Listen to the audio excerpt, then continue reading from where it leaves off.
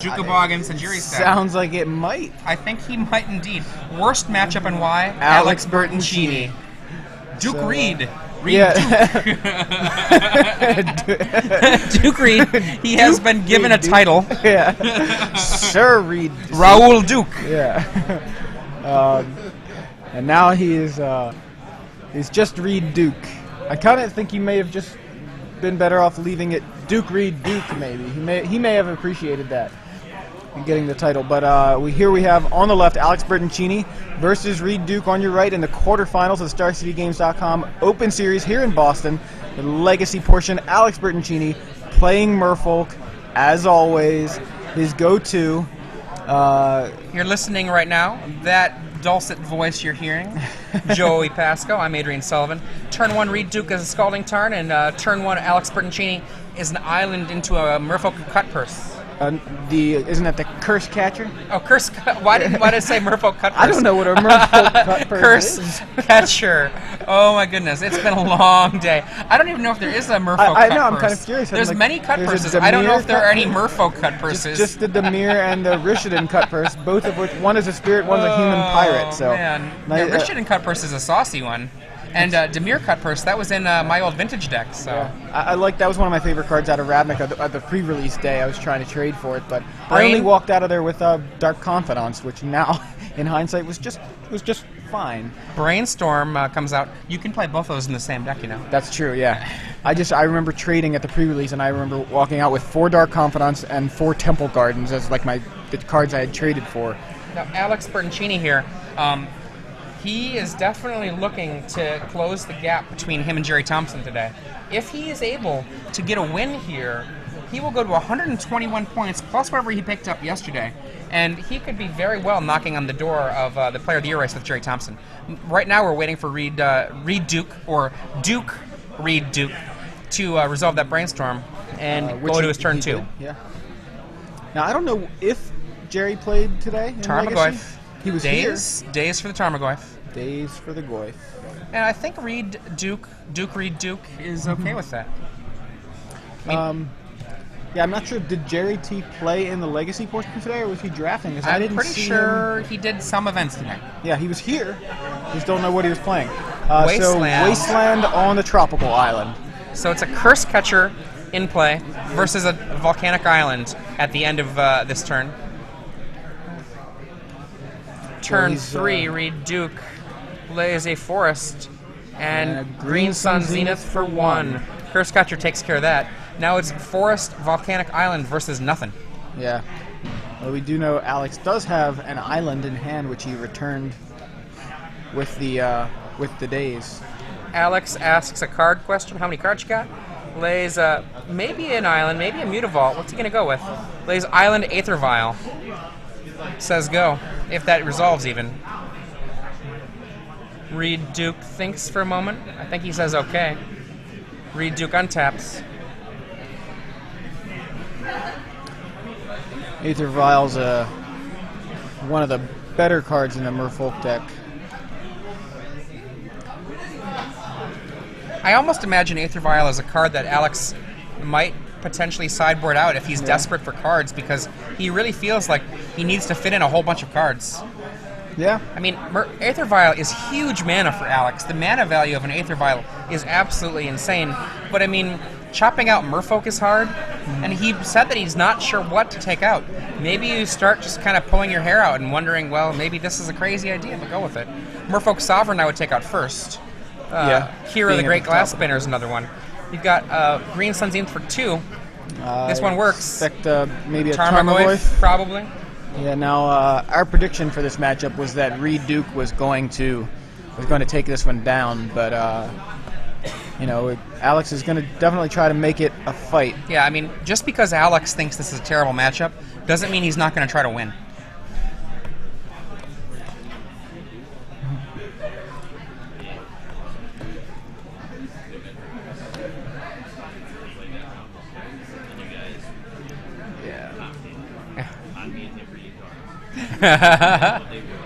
Lord of Atlantis hits play for Alex Bertoncini. Not you get an untap. not the 7th edition foil ones that we saw earlier. That looks like a time spiral one, perhaps? Extended art. Yeah. Oh, wow. Okay, cool. Yeah, I tried to make sure when I played it, I want to make sure it was one that she signed. So I'm sure we had to pick out the signature. We didn't. I didn't care. Well, I wanted to hold them out for the thing so I could see if they would let me. Reid Duke contemplating his hand. Tarmogoyf is such a huge threat in this matchup. A Wooded Foothills can instantly get a Dryad Arbor should Reid Duke want one.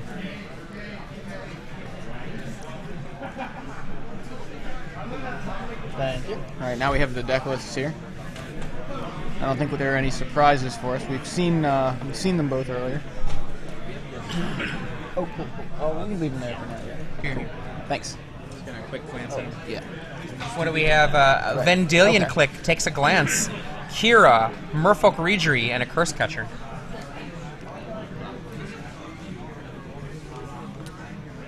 There's a Mutavault there, but Reid deep in the tank. Wow. Yoni Skulnik in the other match does have Bojuka Bog and Sajiri Step main. That's awesome. That's those cards with Knight of the Reliquary just seems they just go hand in hand.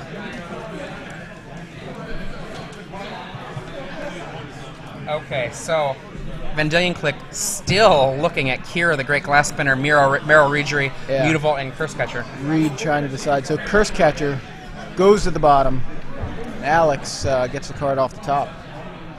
Now that Curse Catcher might not be a clock in any sense of the word, but what it is a means to stop natural order. Yeah.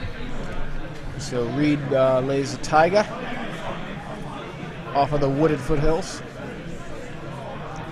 Now the other scary thing for Reid anyway is that he's not just playing against a Merfolk deck. He's playing against one of the better Merfolk players. This is true. This is true. A Chain Lightning taking out the Lord of Atlantis. No pressure on Alex's side of the board. Mutavault comes down, makes a Regery happen. Oh, pardon me, makes no. a Kira, the Great Glass Spinner happen. Let's see what that does, looking at it. A little bit of reedy. Reid is reading it. Wah, wah.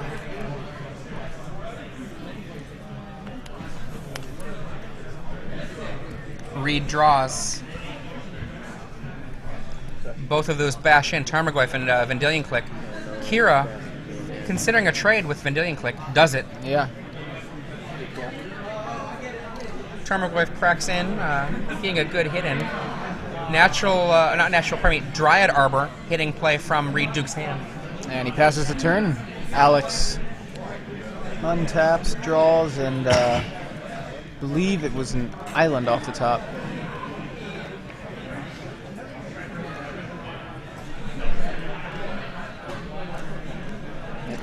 Taps his Aether Vial, yeah. puts into play a Miro Regery. This can develop some mana for him. Or at least give a discount to anything cheaper he has.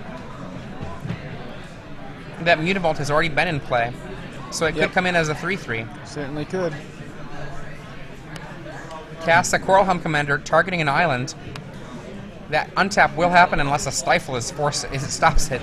Yeah. And he's going to cast a Curse Catcher, untapping an island. Empty-handed now. 3 mana available. He's got Coral Helm Commander, which he levels. Coral Helm Commander is now level 1. Levels again. Oh, no, Mutavault comes in, cracks in for 3. Now, next turn, Alex can turn that Coral Helm Commander into a level 4, giving him 2 effective lords, a Regery and a Coral Helm Commander. So, Alex with a really reasonable looking board position.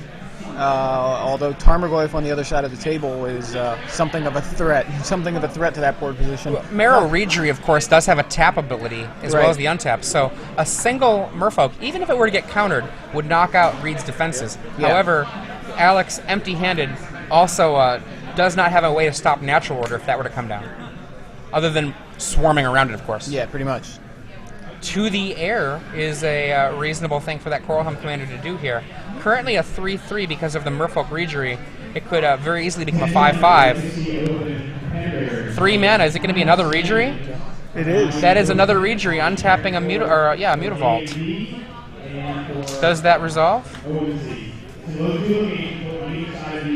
He's like untaps his land while Reid Duke thinks about Marrow Reejerey. It appears to have It resolved. resolves. and Coral then Helm Commander becomes a level for the 6/6 to Coral the Helm. air. That means 6/6 in the air. We've got Reejereys now, which are each 4/4. Curse Catcher, which is 3/3.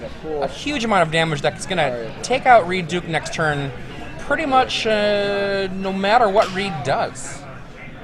Yeah, it's, I guess maybe it doesn't matter, but didn't he viled in a Reejerey last turn? Did he add it? I mean, did he not want to just vial in the Reejerey this time? Why did he even pay mana for it? I don't have an answer for you there. Yeah. Off the screen, he's casting another spell. I can't quite see what it is. That's a Merfolk Sovereign. Merfolk Sovereign. This is Lords 2 of Reejereys Atlantis. taps down the creatures. And unless Reid Duke has a Cryptic Command in his hand. This is, Zing. yeah, That's wow. it. So Alex just completely puts the beats onto Reid Duke that game. Reid only able to really produce a Dryad Arbor and a Tarmogoyf, but that is it's not enough. Alex just overwhelms him. Going to the sideboards.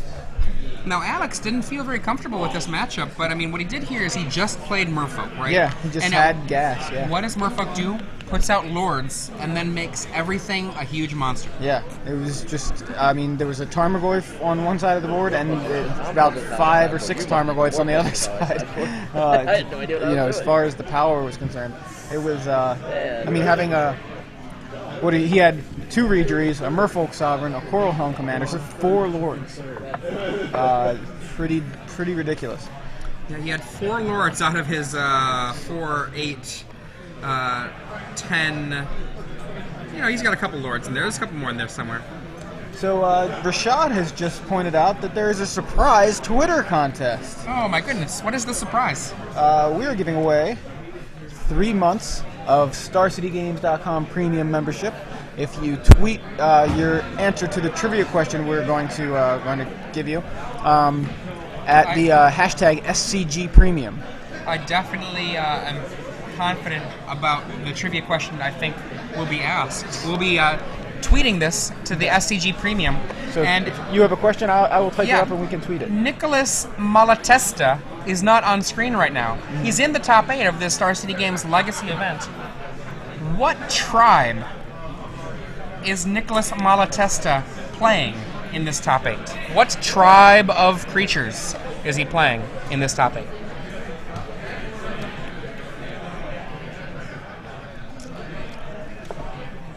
A little hint, it is not the insect tribe. Nice hint. That's the first guess I was going to give, but luckily I'm not eligible for this contest. Let me get the spelling of his name correctly really quick. Oh, good. I got it right on the first try.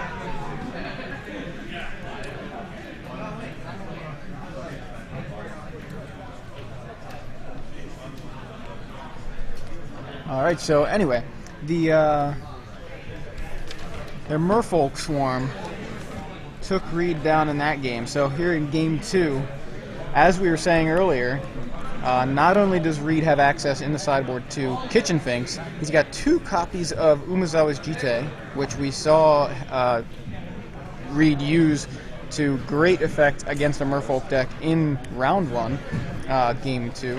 And not only that, but he has 2 red elemental 2 blasts, red elemental blasts, a pyro pyroblast. I think he's going to bring in a flame slash. I was going to say maybe Yeah. Flame Slash would be worthwhile. I You know, mean, takes out one of the lords. And one of the problems once you get a point where there are 3 lords in play is you got 4 forts to deal with, and that's a problem. Yeah. A flame slash takes care of that problem, and then your bolts can clean up afterwards. yeah, so that's a lot of cards to bring in, though. I mean, as a possibility. So if he brings in Kitchen Finks, 2 Jite, the 3 blasts, and a Flame Slash, that's 7 cards.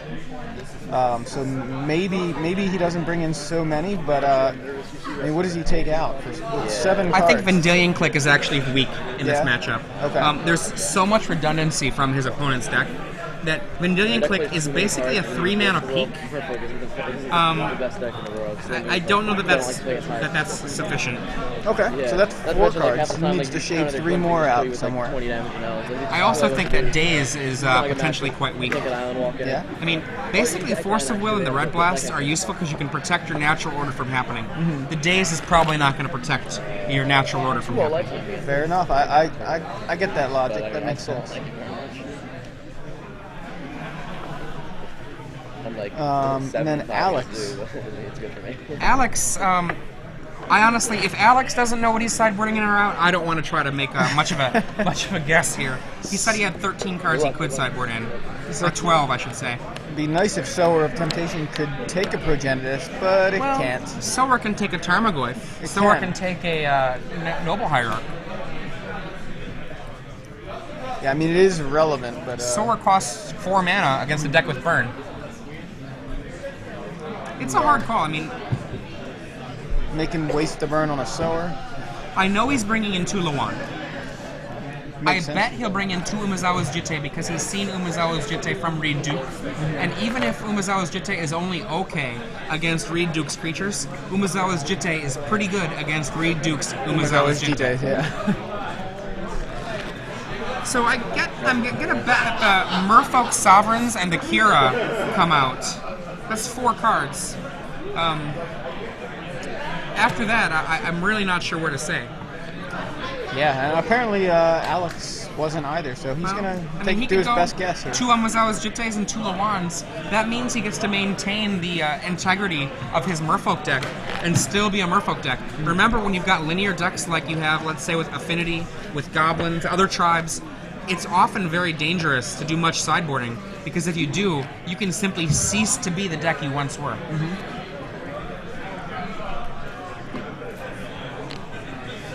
So looks like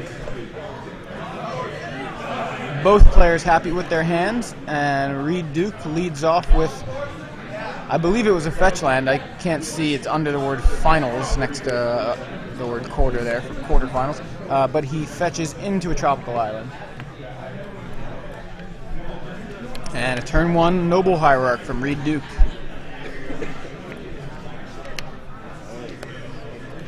Turn 1 Aether Vial from Alex Bertoncini. He did not side them out, at least not all of them. Yeah, well, like I said, that was a a crazy wild idea, card. right. Wow! And in the end, I think it's probably going to be the 2 Merfolk Sovereign, 2 Kira that he sides Yeah, out. I mean, we saw the Vial do some work for him in Game 1. And being able to vial out a Reidry, and then he could use that mana for some other things, like Vial is his Bird of Paradise. So a Ponder from Reid Duke. You ain't gonna tell me at this point, okay?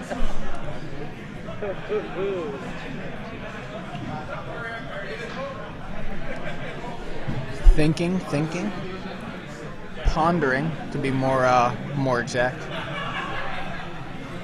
Intimidating you?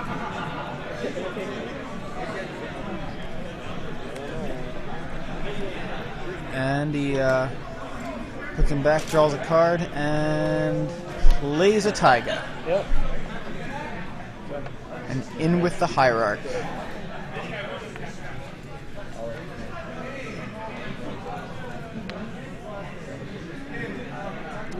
Taps the 2 lands, maybe lays Umezawa's Jitte, see if that works. Umezawa's Jitte from Alex, Says and go. passes the turn. Now, right now, it's that Jitte is kind of like a seal of Jitte, right? You know, the preemptive one to keep Reid from being able, if he plays his own. Well, the Aether Vial could sneak out a Curse Catcher. Yeah, that's where I was headed. I was thinking, it looks like that's all that is right now, but that's enough to keep Reid off of a Jitte. And if Reid doesn't have an answer for it, vialing in a creature to pick up the Jitte could be really big for Alex here in Game 2.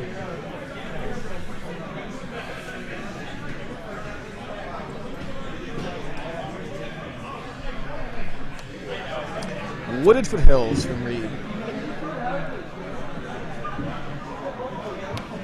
1 mana. Attack, pardon me, attack for 1. Yeah. Alex, at the end of the turn, pumps up that Aether Vial.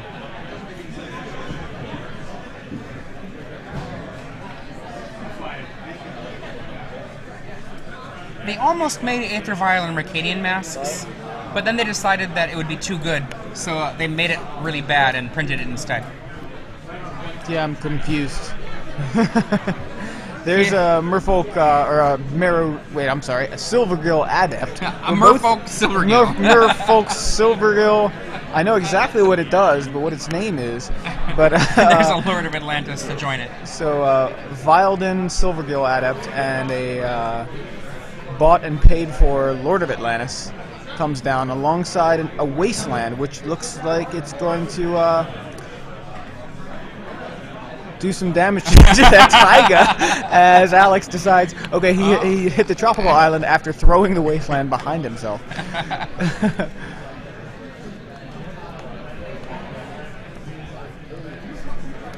Reid Duke not looking happy about this position. Brainstorm. Yeah, tries to get a little bit of value out of that tropical island before losing it to the Wasteland.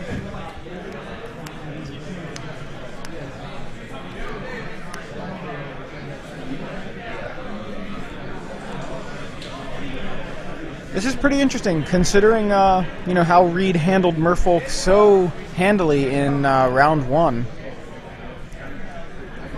He seems to be on the back foot here.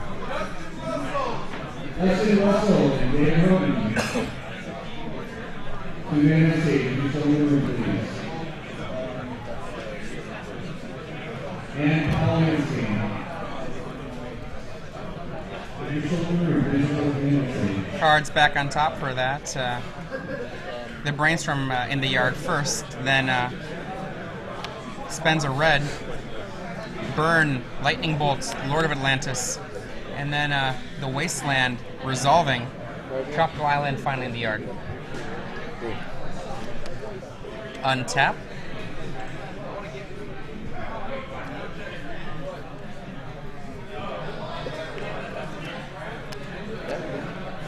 Dryad Arbor.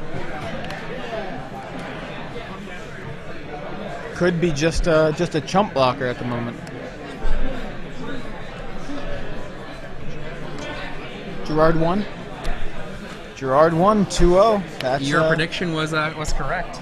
Yeah, blind guess there. It was a really fast match, 2-0 in the time. In the time it's taken Alex to just play a game and a half against Reid Duke, and Alex has a pretty aggressive deck himself. So, oh, look at that look! I love watching Alex play. He goes through such a range of emotions, and I kind of wonder though. It almost feels like he likes to get into this persona of this kind of hardened, character, and then other times he looks like he's having a blast, and it's just very funny to watch him. It's entertaining. Reid Duke doesn't look happy. Neither did Alex, so not sure whose poker face is genuine. There are no Merfolk in play right now. This is the kind of situation where I feel like Alex was afraid of Reid Duke, but I think perhaps he might have thought that Reid had more burn spells than Reid really has. Yeah, I mean, we haven't seen much. There was a bolt, I believe. Yeah, there's the bolt in the yard. Or is that... Yeah, it's a bolt. 2 bolts, I believe.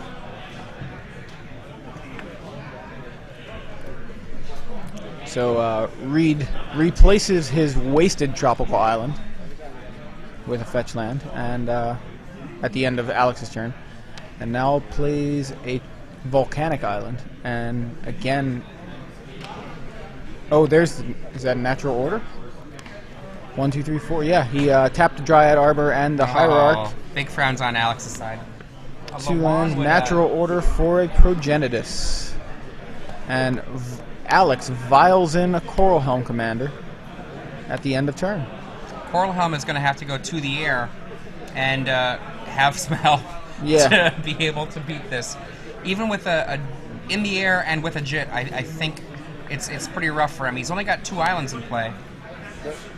Equips the Jite, should say that properly. Says go. Oh, And there's Pyroblast. Pyroblast from Reid. Oh, frowny face.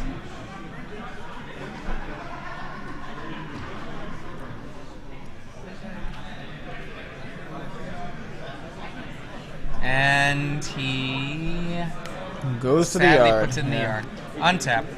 Attacking for 11 will be a pleasant experience for this Progenitus. Maybe for 12 if he can find another Noble Hire. Yeah, so Reid is pondering. What will I do?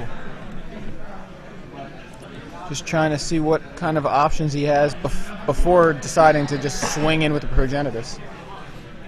The obnoxious combination.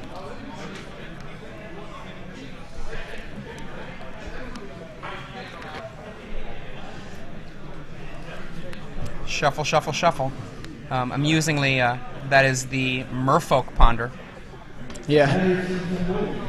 From Lorwyn block. What is that Aether Vial at? I think it's at 2 right now because it vialed in the Coral Helm commander the end of Reid's last turn.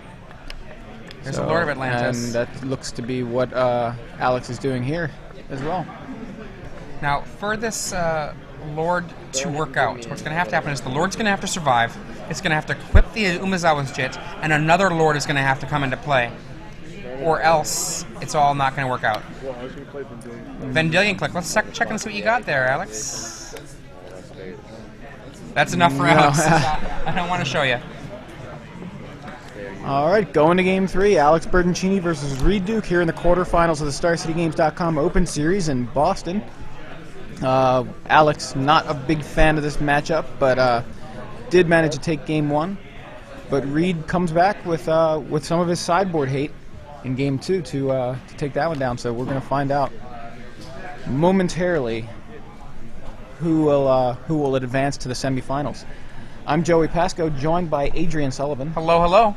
And we've been having a blast today watching all this Legacy action. Now, besides Legacy being my favorite format of all time, it's really cool being out here in the Boston area because there are a lot of old faces that were around. I'm kind of sad that some of the people out there in this rough area of the country, the upper East Coast, right, didn't come out. I feel like, somebody like a John Becker, I would have loved to see an old, hand like that come out here and try out the draft challenge.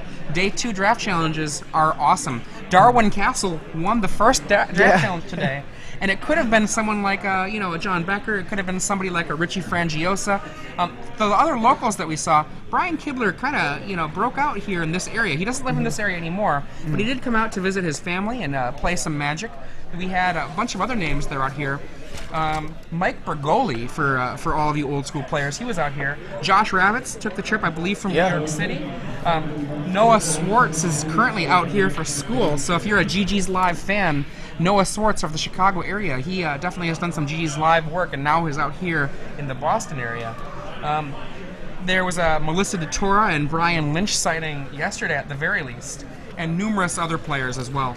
Tony Teapup Paglioka, I always say his last name wrong because Italian last names, there aren't very many Italians in Wisconsin. I'm not gonna lie. Just not used to it, out of practice. Now here we have several players that are, 2 players here, quite a bit younger than most of those players whose names I mentioned, some of whom are touching on their 40s. I believe Darwin Castle, Hall of Famer, is if he's not in his 40s, he's touching on it. He's getting there. Alex Bertoncini here, young man playing Merfolk. Reid Duke playing No Rugburn is what we're calling it. He probably has a name for it himself, and that might get popularized when he writes about it. He does write for Star City Games as well as Alex Bertoncini. Yep. Both, I think, on the select side. Yeah, so if you are up for getting some some free Star City games. You can read both of these gentlemen right here.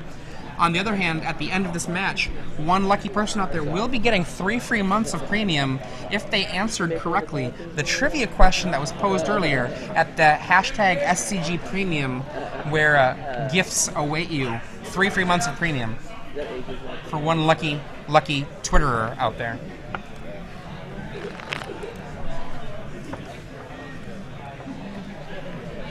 Alex Bertoncini. This match means, I think, a lot more for him because of just the Star City Games player race. Mm-hmm. He is trying to stay to catch up to Jerry T. Yeah, Jerry Thompson came into this weekend with a slight edge, and Alex wanting to try to bridge that gap.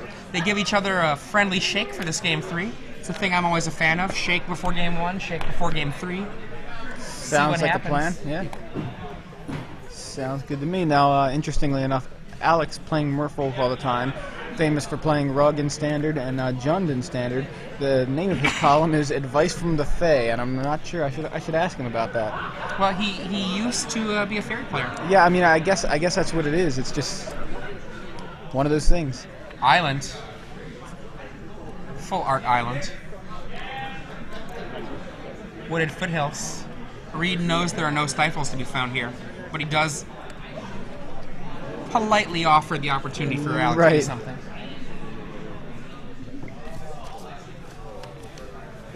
And a forest from Reid Duke. Forest perhaps leading into a Noble Hierarch would be my expectation with that opening. And let's see. Noble Hierarch. Good call. There aren't very many choices for him, so not a... Turn 2, Island, Lord of Atlantis. This is exactly what Alex wants, is he wants to have the Lord of Atlantis on turn 2. The thing about an Aether Vial draw for Alex, the Aether Vial draw, it does get him around potential counterspells, but it's also often a slightly slower draw than a turn 1 Curse Catcher, turn 2 Lord of Atlantis. Turn 1 Aether Vial is great, of course, but we got a Ponder here. Ponder off of the Hierarch. Reid a little hesitant maybe to play islands, or maybe just doesn't have his land drop that he needs, and that may be what he's digging for here.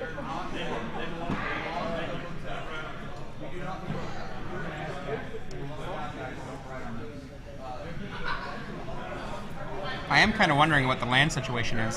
Yeah.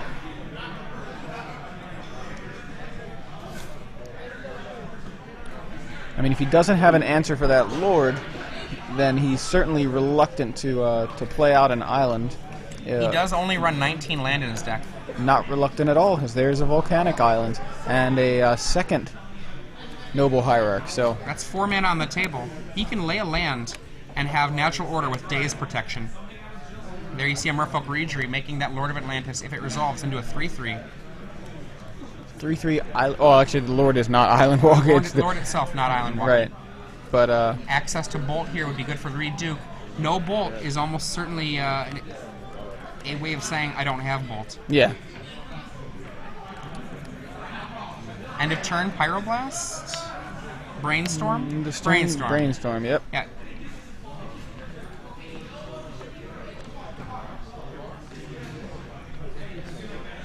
Alex is thinking about this as an opportunity to daze. There it is. There's the daze.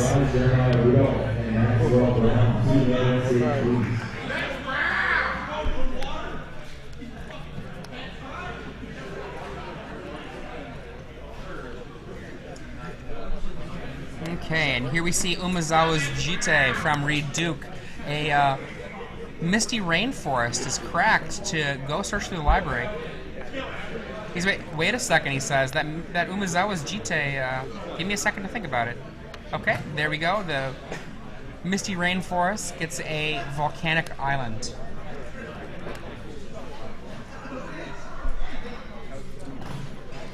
Now remember, with the Exalted triggers, a Noble Hierarch on the attack is a 2/3.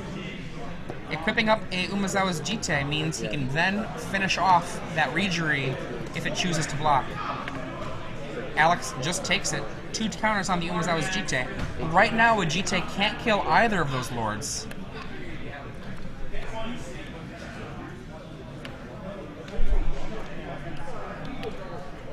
In theory, an attack with everything that Alex has on the table right now is an attack for 10. Is this going to be another Reidry? No? Lord of Atlantis untaps an island.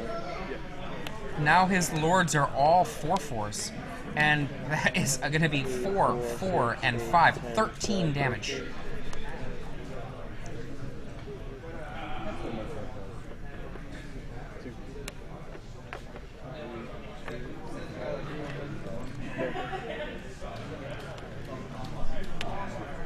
At 2 life now, Reid Duke needs to do something impressive here.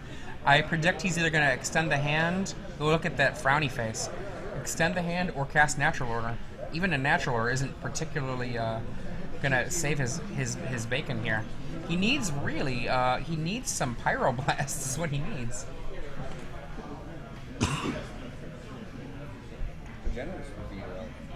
Yeah. Yeah, he needs Pyroblasts.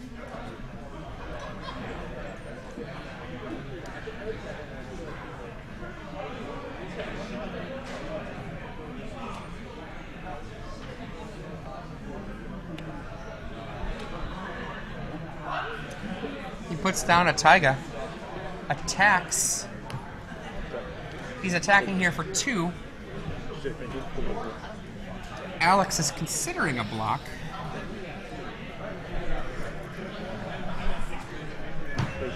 I think he just says take it there.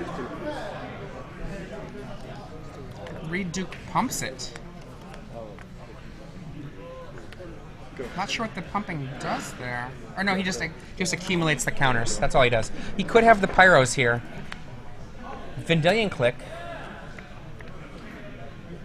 What you got? So how many counters on that Jite? There are 4 on the Jite. Okay. He can take out one of the lords.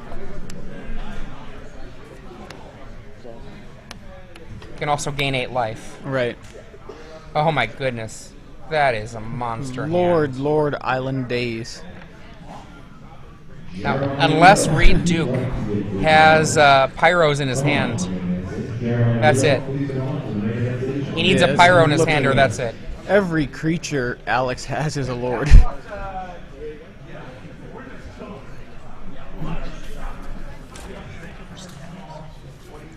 Bracket, you said? We don't have either. No. Oh, well, we got from before the round. One card there? 2.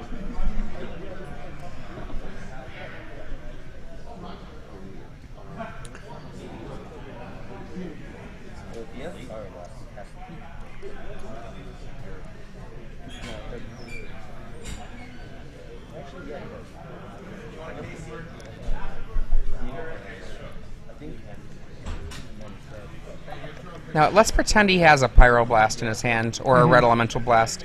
The blast there, the blast could kill one of those lords. Alex is taking a break here, just like resting.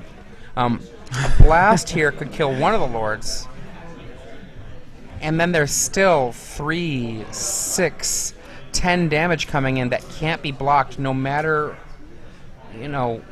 Okay, let's see. Let's pretend he kills the Lord of Atlantis. Then he uses 3 tokens to kill the other Lord of Atlantis. Then there's the Marrow Reidry there. Oh man, this is so... He's got a Mutavault too. So he took a Lord, the Marrow Reidry, out of Alex's hand. And actually, I think there's literally no card that he can draw here to stay alive. And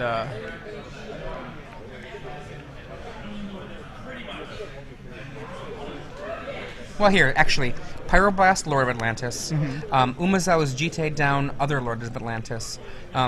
Let's pretend that Alex lays a Merfolk there to tap one of the 2 blockers, right? The other one will... doesn't Mutavault just get in? Well, then it gets in, but he will only take 3 damage from the Mutavault. Oh, because the last counter from the Umezawa's Jite will keep him alive. I see. There's Coral Helm Commander. Okay. Coral Helm Commander. And did he target an untap there, or did he target a tap down? An untap. Okay. An untap, okay. And 3 for a Merfolk Sovereign. which we knew he had in his hand. He just top decked the. So basically, Reid Vendilion clicked away a Lord, and Alex just replaced it with a Coral Helm Commander, which is another potential Lord. Still probably an upgrade. I mean, Yeah. for better for Reid that he's got to pay to make this one a Lord, but that's a lot of Lords. 1, 2, 3, 4, and a potential Lord. 4.5, yeah. 4 for now. So he's got something here. There's lightning a bolt. lightning bolt. And days. Days for that. So that's he's gonna it. pay for the days. So, this is 8 for versus. He Minus how much? 1? Minus Yeah, there's nothing there for you, Reid. 3, 4 damage. so yeah, that's That extra Lord just pumps up things just enough so that even with the play that I was talking about before, it doesn't quite it doesn't work. Yeah, He's a 4/4, so he's dead. yeah. I'm a little bit. He pointed at both the Sovereign and the Lord of Atlantis there a little bit, but I think maybe they were just counting the pumps happening. But so he bolts and uses a GT counter to, or at least he bolts and uses GT counters, plural, to take out that Lord of Atlantis. Was that right? It was a 2/2, so it was a 5/5, right?